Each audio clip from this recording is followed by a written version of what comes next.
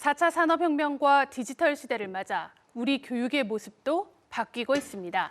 지식을 주입하던 기존 방식으론 미래 사회에 대비할 수 없기 때문이죠.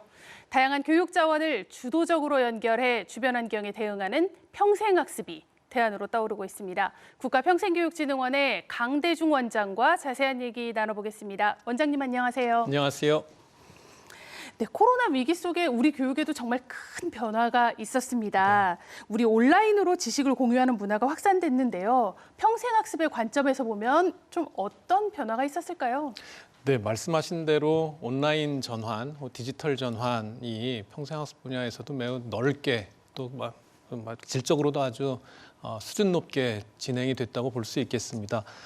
대면에서 진행하던 많은 학습 기회들이 어려움을 겪으면서 온라인을 통해 가지고 이제 만남을 유지하고 또 학습 생활을 계속하려는 이런 우리 국민들의 열망들이 확실히 표출된 지난 한 2, 3년 시간이었다고 생각합니다. 네, 우리 교육에서 당겨진 미래 이런 말들도 나옵니다. 우리 특히 대학에서는요, 무크 같은 평생학습 플랫폼이 미래 교육의 대안으로 또 주목을 받기도 했습니다. 평생학습 플랫폼과 대학의 협업, 지금은 어떤 모습일까요? 대학이 이제 코로나 시기를 겪으면서 전면적으로 이제 비대면 수업을 한동안 상당히 지속을 했고 그 과정에서 온라인 콘텐츠에 대한 요구들이 높아졌습니다. K무크 사업은 코로나 이전부터 이제 시작됐던 사업인데 코로나를 거치면서 대학이 이런 양질의 콘텐츠를 활용한 수업들을 많이 도입하셨어요. 네. 그래서 작년 기준으로 하면 이 K무크 콘텐츠에 올라온 강좌들 중에 한 570여 개 강좌를 학점으로 인정하는 네. 이런 대학들도 생겨났고 또 교양 과목들 경우에는 K무크 수업으로 교양 수업을 대체하는 그런 대학들도 상당수 늘어났습니다. 네. 그래서 이 온라인에 있는 새로운 양질의 콘텐츠와 이제 대학 교육의 좀 변화의 바람이 같이 동시에 일어났다고 볼 수 있겠습니다. 네, 우리 대학뿐 아니고요. 초중등 교육에서도 지역사회에 학교를 개방하는 사례가 점차 늘고 있습니다. 지역사회와 학교의 협업 어떻게 좀 보시나요? 여전히 좀 여러 가지로 어려움이 있는 부분이기도 합니다. 학교가 우리 생활권 안에 아주 밀착해 있기 때문에 학교의 시설을 잘 활용한다면 주민들이 여러 가지 편익을 누리실 수 있거든요.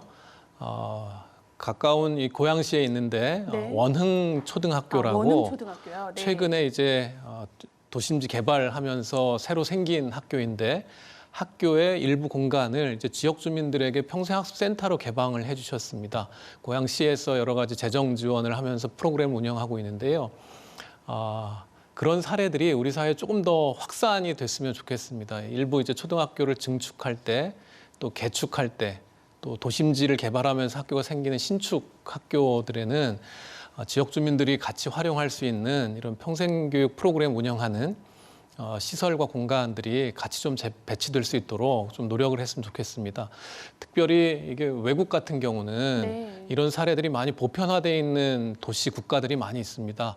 일례로 대만 이제 타이페이시에 가면 구청마다 그 구의 한 개 학교들을 사구대학으로 지정을 합니다. 네. 중학교들이 대부분 지정이 되는데요. 그러면 학생들이 오전하고 오후 이른 시간까지 학교를 활용하고 네. 오후 시간에는 지역에 있는 주민들이 그 학교 시설을 활용해서 정말 다양한 프로그램들을 이수합니다. 밤 늦은 시간까지 학교 시설을 활용하는 평생교육 프로그램을 매우 원활하게 운영하고 계시거든요. 네. 그래서 우리도 조금 더 적극적으로 지역사회 주민들을 위해서 학교가 시설 개방하는 여러 정책 프로그램들을 좀 열었으면 좋겠다 하는 생각이 듭니다. 네, 우리 이번에 국정감사에서 나온 내용 한번 살펴볼까요? 문해력이 정말 중요한 화두로 떠올랐습니다. 우리 근데 그중에서요, 성인 비문해자는 200만 명에 이른다. 하지만 문해교육에 대한 지원과 예산은 여전히 부족한 건 아닌지 우려가 좀 있습니다. 네, 지난 한 10여 년 동안 국가가 성인기에 여전히 문해력을 갖추지 못한 분들 위해서 특별한 관심 가지고 지원은 해왔는데 여전히 좀 부족한 게 사실입니다. 200만 명이라고 말씀하셨는데 200만 명은 정말로 자기 이름을 자기 힘으로 쓸 수 없는 분들을 추산할 때 200만 명이고요. 네. 이름을 쓰실 수 있지만 책이나 신문을 읽는 게 어려운 분들까지 합하면 한 385만 정도로 추산되고 그렇게나 많습니까? 또 은행이나 관공서에 가서 스스로 일을 처리하시는데 불편함 겪으시는 분, 또 요새 디지털 사회 전환하면서 키오스크 같은 게 많잖아요. 그렇습니다. 어렵습니다. 키오스크에 가서 전혀 문제 없이 이런 문제 해결하실 수 있는 분들, 그런 걸 잘 못하시는 분들까지 좀 생각하면 비문의 인구를 저희가 한 890만까지도 네. 추산합니다. 비문의와 저문의를 이제 합한 숫자인데요. 우리 그 성인 인구로 따지면 사실은 상당히 많은 숫자입니다.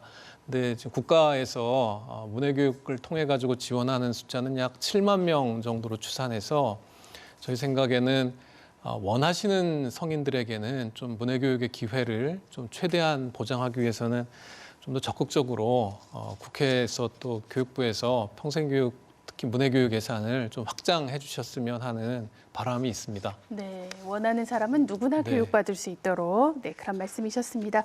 우리나라는요, 세계적으로 특히나 교육열과 학습열이 참 높은 네. 그런 나라입니다. 그런데 성인의 평생학습 참여율을 보면요, 지난해 기준으로 30%를 겨우 넘는 네. 수준이에요.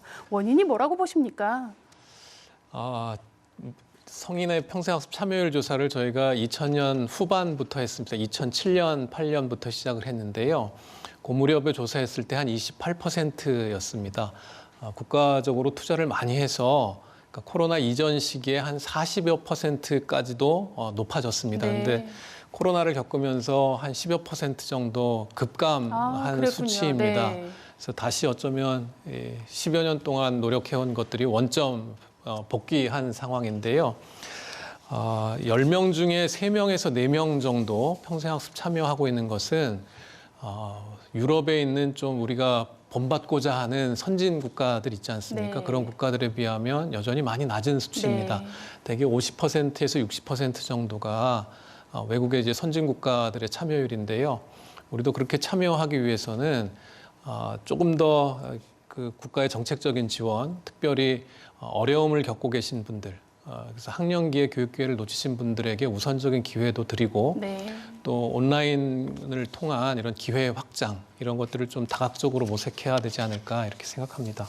네, 우리가 이제 100세를 산다고 합니다. 이런 미래를 살아가려면 평생교육 그 중요성 뭐 더 말할 필요가 없겠죠. 누구나 원하면 언제 어디서나 배울 수 있도록 그런 지원이 필요합니다. 네, 원장님 오늘 말씀 잘 들었습니다.